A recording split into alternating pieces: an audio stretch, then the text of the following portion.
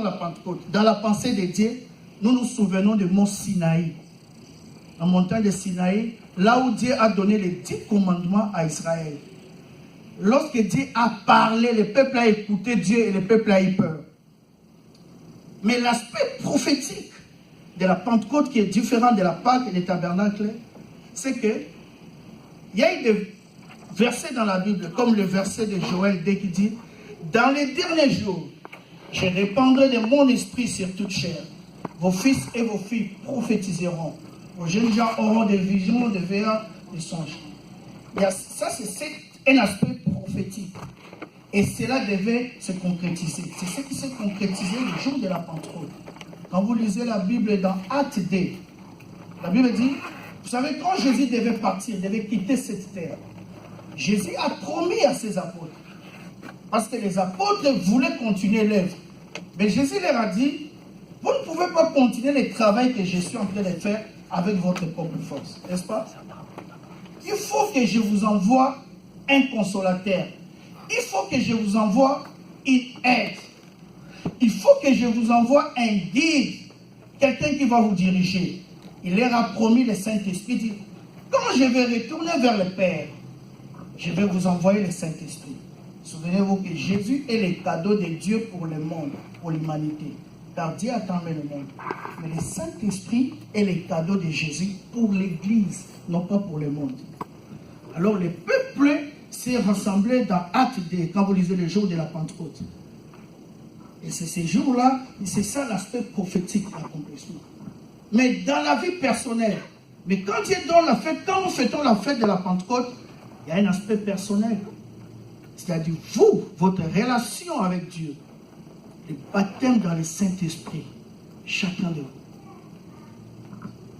Quand vous naissez de l'Esprit, vous naissez de nouveau. Vous devez être baptisé du Saint-Esprit. Donc il y a des avantages. Toutes ces fêtes, je ne veux pas parler de tabernacle, toutes ces fêtes ont leur signification quand Dieu leur donne. Comme nous fêtons aujourd'hui. Alors ces jours-là, le peuple était en train d'attendre la promesse que Jésus leur avait donnée. Le peuple était dans l'attente, dans une attitude de prière. La Bible dit, tous étaient unis dans un seul lieu, dans la chambre haute. Ils étaient en train de prier, dans l'unité, attendant la promesse, le Saint-Esprit que leur avait promis Jésus-Christ. Et la Bible dit, quand vous lisez la Bible, tout d'un coup, il y a un bruit comme un vent impétueux.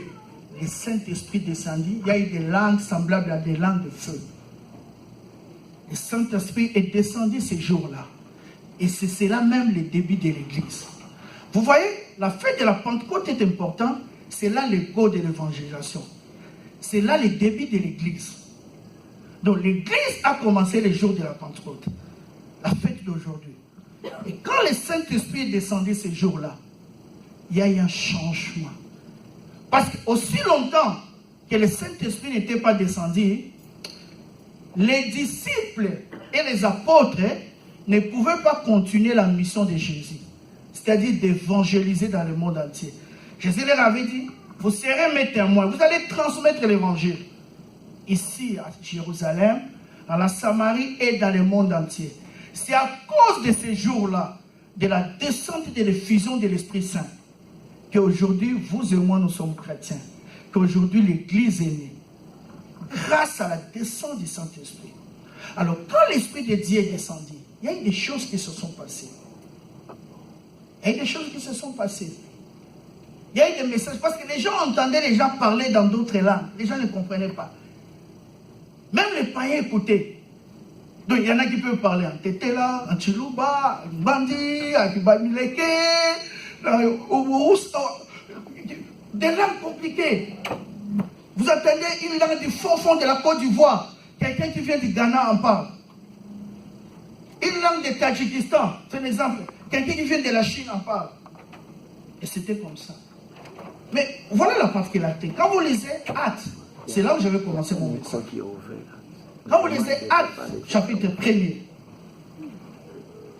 je crois que c'est le verset 8e. Jésus leur dit ceci. Restez sur place, mais vous recevez une puissance, virgule. Le Saint-Esprit se révélera sur vous. Vous recevez une puissance. vous allez recevoir une puissance. Quand le Saint-Esprit va descendre. Et c'est ces jours-là que vous avez vu un changement. C'est ces jours-là, les pierres qui autrefois avaient régné Jésus. Les pierres qui avaient peur devant une jeune fille, les peureux est devenu fort. Il a été fortifié. Non pas à cause de la drogue, ou du chanvre, ou de la boisson. Non. Il a été fortifié à cause de la puissance du Saint-Esprit. C'est un changement total. Parce qu'il a reçu une puissance. Jésus dit, alors là, il faut comprendre que le Saint-Esprit n'est pas une puissance. Parce que les gens confondent ces versets. Vous recevrez une puissance du Saint-Esprit. Mais le Saint-Esprit confère une puissance. Le Saint-Esprit, je répète encore, n'est pas une colombe. Mais le Saint-Esprit a la douceur de la colombe. Le Saint-Esprit n'est pas un feu. Mais le Saint-Esprit a l'énergie, a la puissance du feu. Donc nous devons comprendre. Souvent les gens font la confusion. Ils prennent le Saint-Esprit par... Ils confondent la manifestation de l'Esprit avec la personne. Mais qu'est-ce qu'il dit? Alors le jour de la Pentecôte, ils étaient réunis. Il dit, mais vous allez recevoir une puissance. C'est là où je vais commencer mon message. Je vais parler de la puissance du Saint-Esprit. Vous allez recevoir une puissance. Le mot puissance ici a deux pensées. La première pensée, c'est la part de l'autorité, des privilèges. Vous aurez une autorité que vous n'aviez pas avant. Une autorité qui vient du Christ. Je vais vous conférer cette autorité par le Saint-Esprit. C'est pour ça que vous allez voir quelqu'un, même si c'est un enfant, quand il tient de la part de Dieu, il est en train de faire le travail de Dieu, à cause de cette onction, de la puissance du Saint-Esprit, il y a cette autorité. Mais la deuxième notion de la puissance, c'est la capacité. C'est-à-dire l'Esprit vous rend apte. L'Esprit vous rend capable de faire quelque chose. D'un côté, il y a l'autorité. Donc Jésus voulait leur dire, le jour de la Pentecôte, le Saint-Esprit va descendre et va vous conférer de l'autorité et aussi de la puissance et de la capacité. C'est-à-dire vous rendre apte ou capable. La capacité du Saint-Esprit, en d'autres termes, nous pourrons l'appeler l'onction du Saint-Esprit. C'est ce que vous entendez souvent le mot onction. Onction du Saint-Esprit. L'onction du Saint-Esprit est une capacité surnaturelle que nous avons reçue de la part du Père, de la part de Jésus, par le Saint-Esprit, pour accomplir une tâche. On ne reçoit pas l'onction du Saint-Esprit pour s'asseoir. Donc quand Jésus disait aux apôtres, vous allez recevoir une puissance, donc vous allez recevoir cette capacité, cette onction, c'est ce que je suis en train de faire. Je ne fais pas le travail de Dieu avec ma force. Amen. Mais je le fais parce que je suis loin, parce que j'ai la capacité surnaturelle. C'est grâce à cette capacité que nous pouvons donner des paroles de connaissance, nous pouvons chasser des démons, nous pouvons prier pour les malades. C'est grâce à cette puissance du Saint-Esprit, de l'onction, que nous pouvons faire l'intercession, que les gens peuvent travailler, faire le protocole avec zèle. C'est grâce à la puissance du Saint-Esprit que les gens jouent la musique avec une onction particulière. Il y a des noms. Donc l'onction, c'est pour accomplir une tâche. Jésus voulait leur dire, je vais vous donner la capacité d'accomplir une tâche. Amen. Alors suivez-moi bien. Quand on parle de l'onction du Saint-Esprit, parce que je vais parler aujourd'hui d'une sorte d'onction que les gens ne tiennent pas compte. Une onction particulière. Quand on parle de l'onction du Saint-Esprit, les gens font toujours allusion à la prédication. Donc, comme moi je ne prêche pas, je n'ai pas droit à l'onction, je n'ai pas l'onction. Erreur. Dieu ne confère pas l'onction seulement. Bon, certes, c'est vrai. Dans l'Ancien Testament, quand vous lisez, parce que le mot onction vient du verbe oindre. Dans l'Ancien Testament, Dieu ordonnait qu'on puisse oindre 3 sortes de gens. Il y avait les prophètes, il y avait le roi et il y avait les sacrificateurs. Et l'Esprit faisait des coins dans tout. L'Esprit venait et rentrait. L'Esprit n'était pas d'une manière permanente. Amen. Amen. C'est lors de la Pentecôte, l'Esprit est venu d'une manière permanente. Mais là, nous ne sommes plus loin avec une fiole d'huile ou avec une corne. mais c'est l'Esprit lui-même qui nous oint. Alors, la capacité que le Saint-Esprit donne, ce n'est pas seulement pour chanter. Comme il y a Béni chante ici avec une belle voix, et tous les autres musiciennes et les musiciens, non. La capacité que confère le Saint-Esprit, ce n'est pas seulement pour le protocole comme nos enfants, on les dit en train de faire avec les autres. Ou bien quand les pasteurs Charlie prêchent avec puissance. Non. L'onction, ce n'est pas seulement pour ça. Ou quand vous intercédez. Non. L'onction, c'est pour toutes choses dans la vie. La Bible dit ceci, dans Pierre, même dans 1 Jean. Vous avez reçu l'onction. L'onction de Dieu qui vous enseigne sur toutes choses. L'onction du Saint-Esprit nous enseigne sur tout. Donc Dieu peut vous donner une capacité surnaturelle de faire une cuisine comme vous n'avez jamais fait. Quand vous voyez maman Béni préparer, vous dites, mais cette maman, elle est fétiche. Oui, il a le fétiche de l'onction du Saint-Esprit. C'est-à-dire qu'il a une capacité que les autres n'ont pas. Il a une touche particulière de l'Esprit. L'Esprit l'a visité. Il a une capacité que lui confère le Saint-Esprit. Quand il prépare, l'Esprit lui dit, c'est le moment de mettre les oignons. Quand il prépare, l'Esprit dit, c'est le moment de mettre les tomates. Quand tu mets les tomates avec les oignons, ça va mélanger, ça va donner une sauce terrible. Le Saint-Esprit, parce que dans la Bible, il y a les tribus d'Israël qui ont reçu l'onction de préparer. Donc tu peux être même un maçon. Tu reçois l'onction de travailler, de faire bien les briques, de construire les maisons. Nous avons l'exemple dans la Bible, quand Moïse construisait les tabernacles, Dieu dit, sache que j'ai rempli Bethléem de mon esprit pour faire toute œuvre utile. Donc l'onction du Saint-Esprit, c'est une capacité surnaturelle. L'onction n'est pas seulement pour la prédication, mais l'onction aussi c'est pour la vie intellectuelle. Donc Dieu peut étendre votre capacité de rétention. Vous ne comprenez pas une matière, mais vous la comprenez facilement. À cause de la capacité. Dieu peut élargir votre capacité de rétention, de compréhension des mathématiques. La chose que vous faisiez peut-être 2 jours, 3 jours, voire même 1 semaine pour comprendre. À 5 minutes, vous comprenez. Vous-même, vous ne comprenez pas. Ça, c'est la capacité qu'on fait. Donc, les onctions sont multidimensionnelles. C'est la capacité qu'on fait le Saint-Esprit. Mais aujourd'hui, je vais vous parler d'une onction particulière. Je vais vous parler d'une onction mentale. L'onction que le Saint-Esprit confère, mais qui se passe ici. Que les gens ne connaissent pas souvent. Parce que les gens voient toujours les autres aspects. Aujourd'hui, je vais vous parler les jours de la Pentecôte, quand le Saint-Esprit est descendu. Il a conféré cette capacité ici. Nous allons lire rapidement Ézéchiel 3. Je vais parler pendant quelques minutes et nous allons prier, passer du temps dans la prière.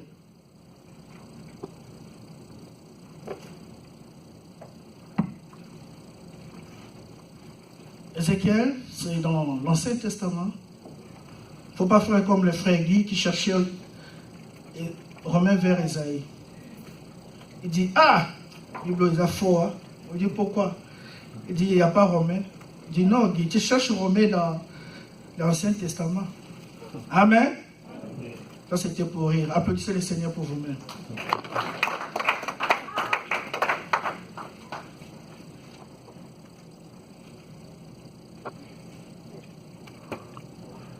Ézéchiel chapitre 3,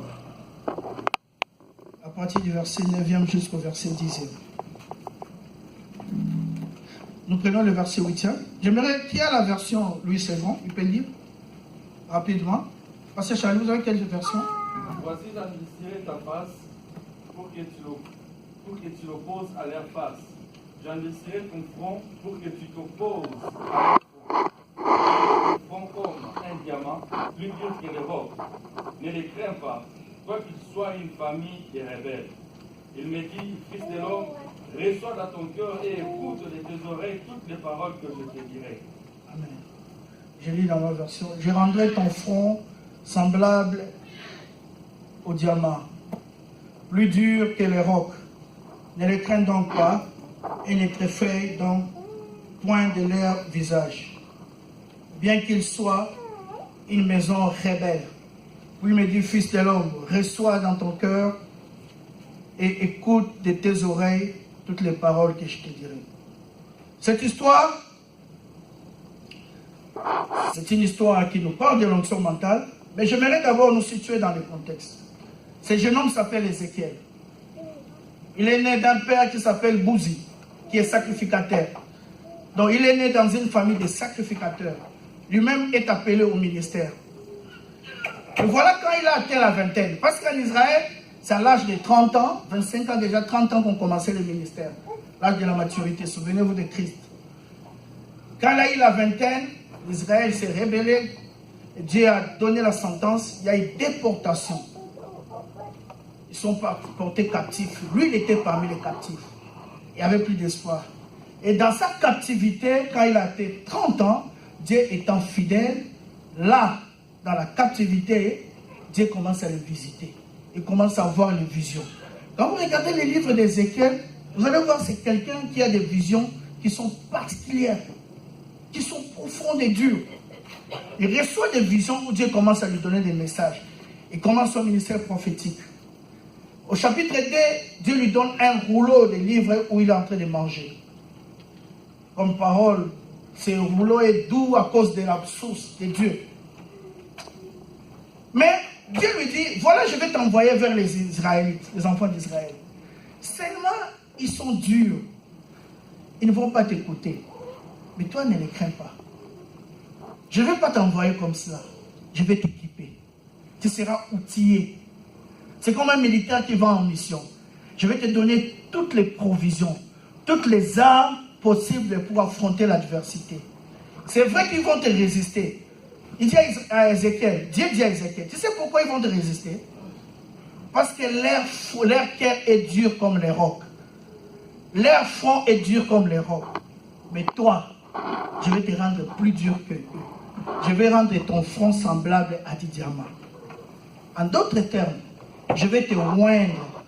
Je vais te donner une onction particulière qui va t'aider à résister à l'opposition.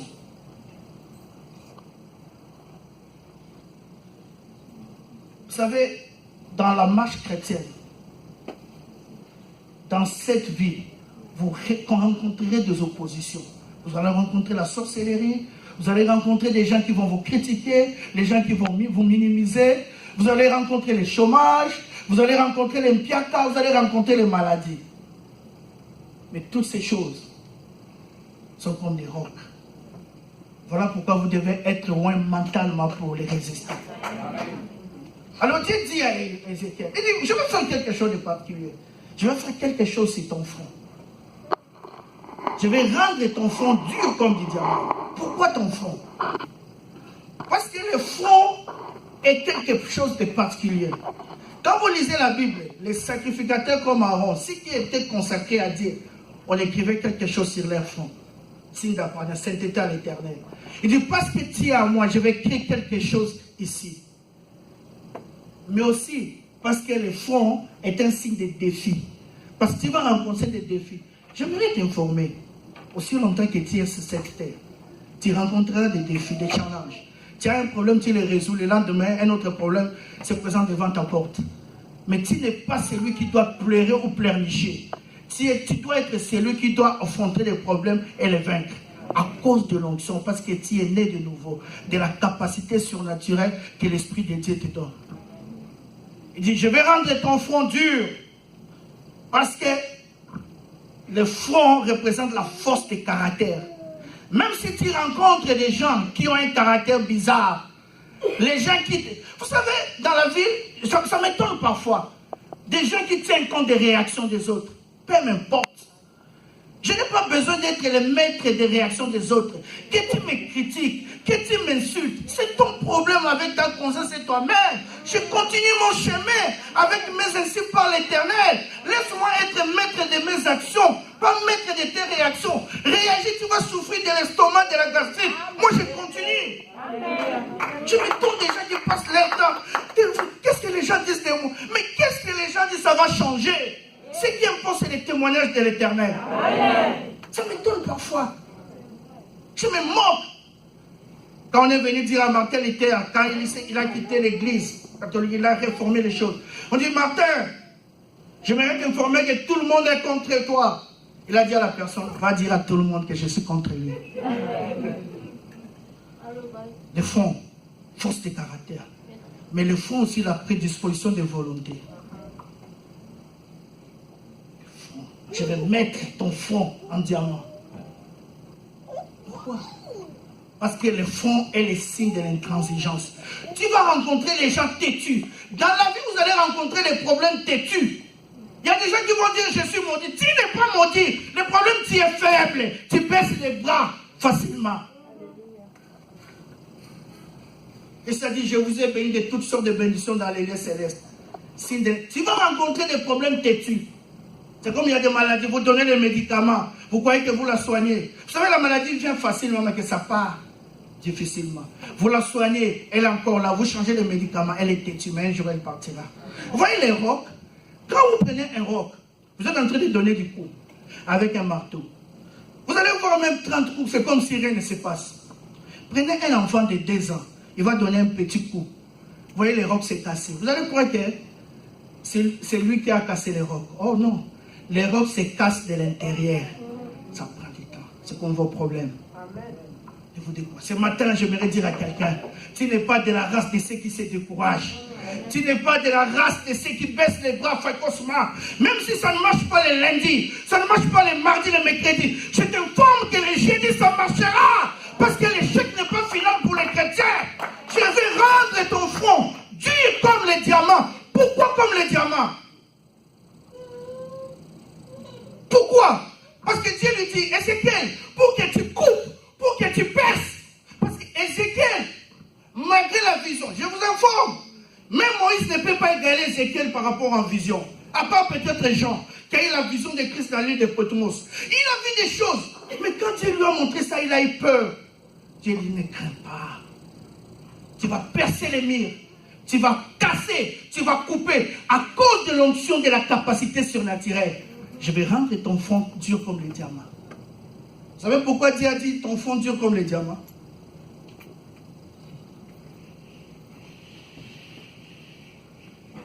Les diamants.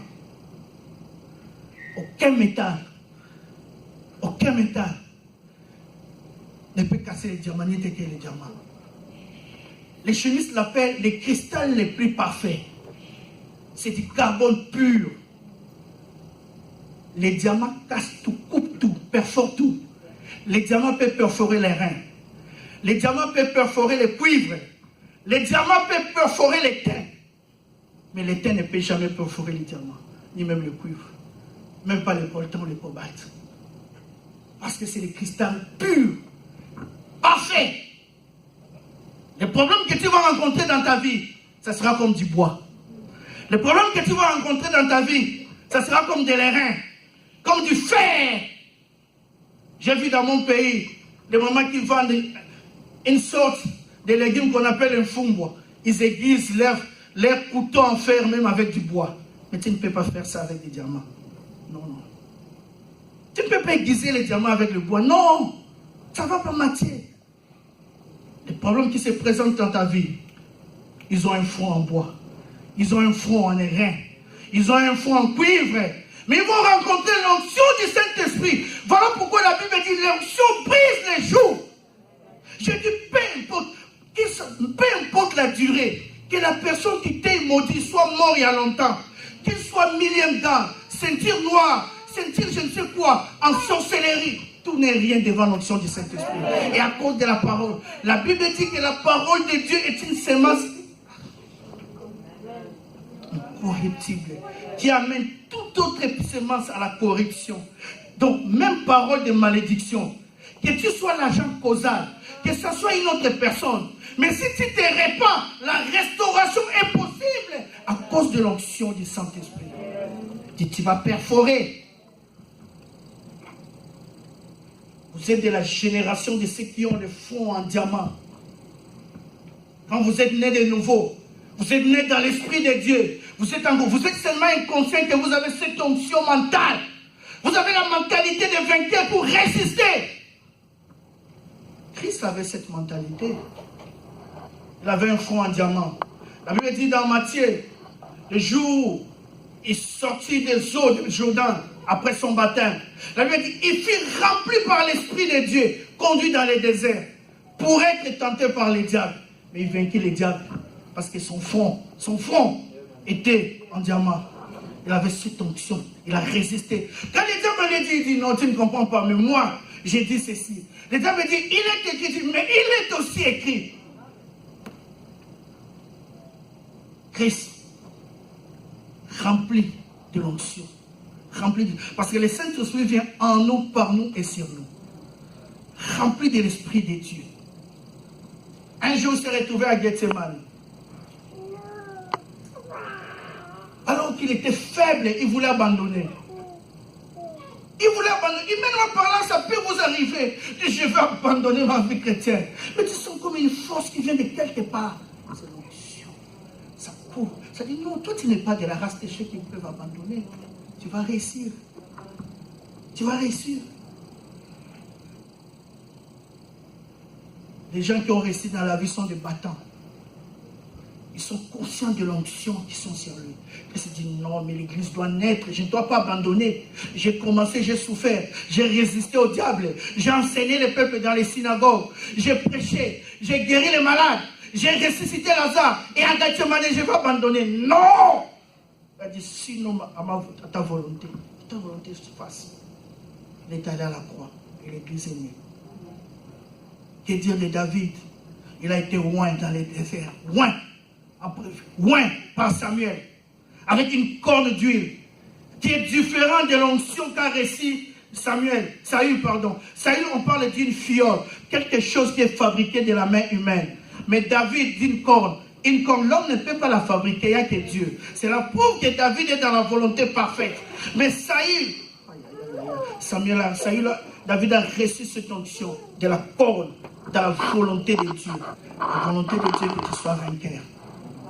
Là, dans le désert, il a résisté au lion, il a résisté à l'os. Et quand il a vu les grands Goliath, quelque chose s'est passé. Donc tu crois que même si tu perds le travail, c'est terminé pour toi. Mais des choses de victoire que tu as remportées en privé. Quand tu plairais avec Dieu dans le privé et que Dieu t'a donné la victoire, les gens croyaient que pour toi c'est terminé. J'aimerais dire à quelqu'un qui est en famille, ce n'est pas encore fini. Crois! Il a visité Abraham. Il a dit, Abraham, certainement tu auras un enfant. Sarah arrive. Vous savez pourquoi Sarah arrive? Sarah dit, comment pourrais-je avoir encore des enfants? Vous savez pourquoi? Parce qu'elle dit, j'ai des désirs. Je n'ai même pas le désir d'être avec un homme. Ça va commencer comment? Dieu commence à restaurer ce qui est intérieur, le désir. Sarah tient dans la double ménopause. Mais je veux faire quelque chose que la médecine ne peut pas faire. Donc, même les pronostics des médecins ne peuvent pas nous décourager. Tout cela sont en bois et en métal. L'onction. Le jour où le peuple va comprendre qu'il a une richesse plus que le monde, les choses vont changer. David a fui Saül partout. Il a souffert. Saül était en train de le pourchasser. Mais il avait cette onction. Il a résisté. Il a resté. Quand j'ai lu l'histoire du diacre Étienne, je remarque diacre Étienne rempli du Saint-Esprit. On veut le tuer, il est en train de parler. La Bible dit, il vit les cieux ouverts. Il vit le Seigneur Jésus-Christ assis à la droite, debout à la droite de Dieu le Père. Il commence à parler, le peuple a eu peur, les yeux, les oreilles fermées. Et quand on les lapide pour les faire tuer, rempli de l'Esprit de Dieu, il dit, Père, reçois mon esprit. Jusqu'à la fin, il a résisté. Vous savez, la chose qui nous maintient dans la marche chrétienne, ce n'est pas les gnoses, ce n'est pas le courage humain, non.